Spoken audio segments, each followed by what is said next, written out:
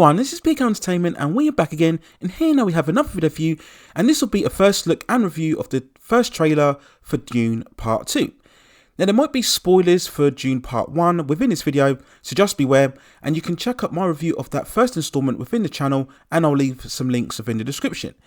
Now I'm sure most people watching will know what Dune Part 2 is, but just in case there's anybody watching who doesn't know, Dune Part 2 is the movie adaptation sequel of the classic science fiction novel series created by Frank Herbert way back in 1965.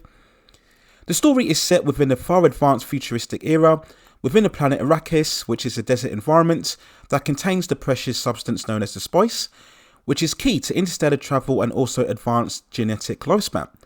We see the empires of both House Atredies and Walken in a long-time battle to claim the planet and the overall spice itself.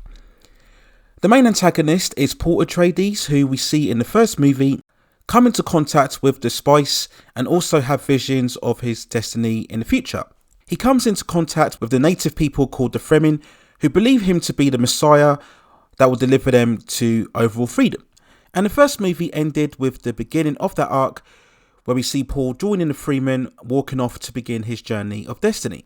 And when we look at Part 2, it seems that it will follow Paul continuing his journey whilst having to confront the various visions and illusions to a certain future that will contain further tribulations that both he and the Fremen will have to go through.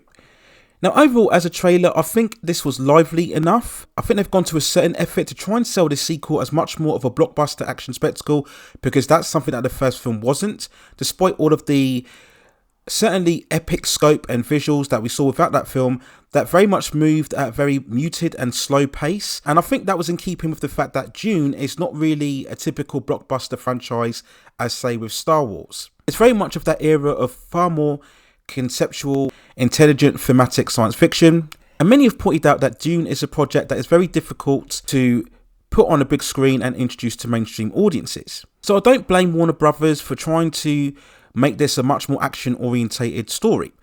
Now we do get the same sand coloured desert aesthetic, which I understand whilst it's staying to the story, it can come across as a bit bland, a bit dry, a bit much of the same.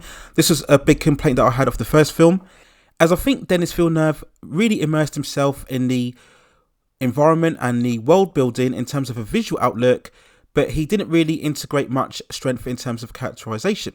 Now we do get shots later on of Paul trying to get the hang of riding the sandworms of the Arrakis, which is very much hinted at the end of the first film's final scene. And for fans of the book, they know that the sandworms play a key role in the future novels of the Dune series. And as mentioned before, these scenes look very busy, look very active. We do ask the question as to whether we will see the sandworms in their entirety, or whether they will save that reveal for any potential Dune Part 3 later on down the line. I do hope that Zendaya gets far more screen time as Shani, and hopefully both her and Timothée Chalamet, who plays Paul, can strike some more personality and chemistry, because again that was an element that I think the first film really lacked, despite having somebody like Jason Momoa in the cast.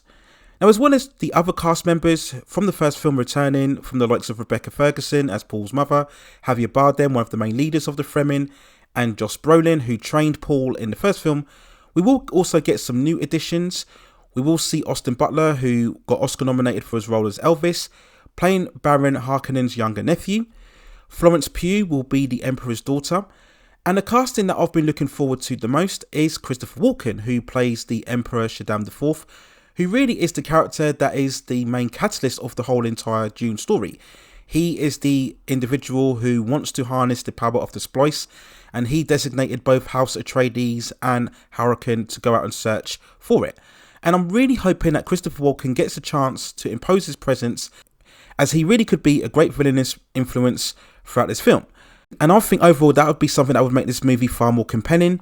I think Stellan Skarsgård as Baron Harkonnen was very much wasted when he was very much in that brown mud aesthetic.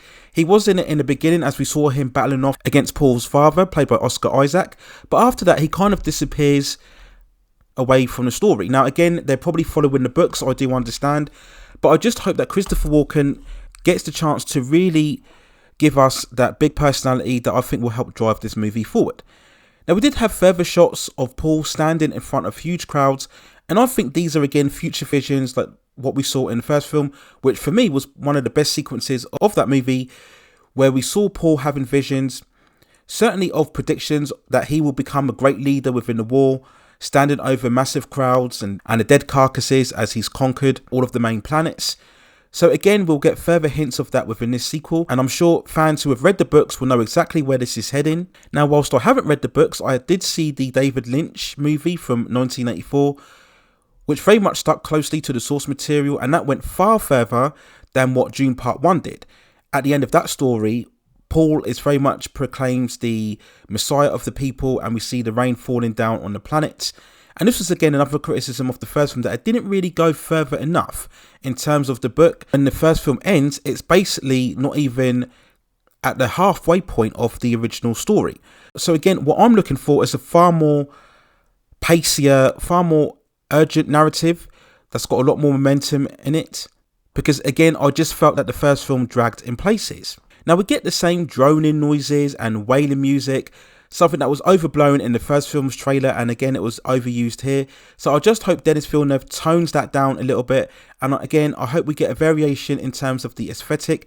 It would be nice to see the more expansive kingdoms, perhaps of Harkonnen, and the wider scope of the universe. Maybe we can tap into far more of the capabilities of the spice. We didn't really get that a lot in the first film, so I hope they broaden far more into the mythology of the wider story.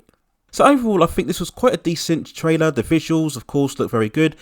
But again, I'm just a bit worried that it will just have that same very much monotone pace and lack of charisma and personality that what we saw with the first film, and really made it a bit of a slog to get through. I just want a bit more pop and a bit more energy this time round. And certainly if it delves far more into the source material, then hopefully we will get a far more involving story this time around. But I'm pretty sure that Dune Part 2 will probably be as successful as the first film, maybe even bigger, now that theatres are now expanded post-pandemic.